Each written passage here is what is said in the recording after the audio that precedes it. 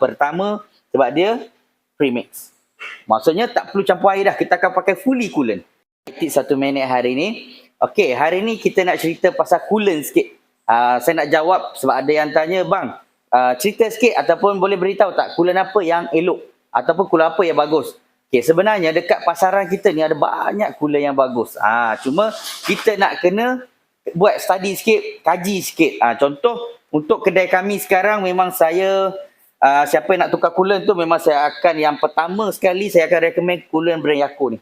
Saya pun ada juga coolant Toyota, coolant Nissan. Tapi kalau siapa yang tanya saya, dia nak coolant yang bagus, contoh owner ni lah. Owner ni dia kata kat saya, dia nak coolant yang baik. Coolant yang bagus, dia yang nak kami recommend, memang saya akan recommend coolant Yaco ni. Kenapa? Pertama, sebab dia premix. Maksudnya tak perlu campur air dah, kita akan pakai fully coolant. Kita tak payah sakit kepala dah lepas ni. So, bila kita pakai fully coolant ni, insyaAllah dia punya tahap penjujukan dia tu lebih padu. Okey, lagi satu. Kenapa saya sangat showkan coolant Yaco ni? Yang sebenarnya sebab saya dah test. Kalau boleh tengok dalam video saya yang sebelum ni, saya memang test coolant Yaco ni dekat kereta saya dan kita dapatkan data.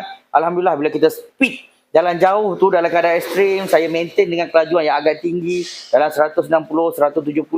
Bila kita guna Yaco, kita punya water temp tu maintain. Tak naik. Sebelum ni saya ada pakai coolant lain, dia ada naik sikit. Tak mau cakap lah coolant apa kan, betul. Yang penting kita nak kongsi benda yang baik je. Jadi kat sini kalau anda nak tukar coolant, memang saya sangat syorkan coolant Yaco. Dan lagi satu, paling penting ni. Yaco ni satu brand yang memang dah legend dah. Siapa yang baru dengar je nama Yaco ni jangan bimbang. Itu bukan salah anda. Sebab Yaco sebelum ni belum masuk Malaysia. Dia memang Yaco ni produk made in Perancis.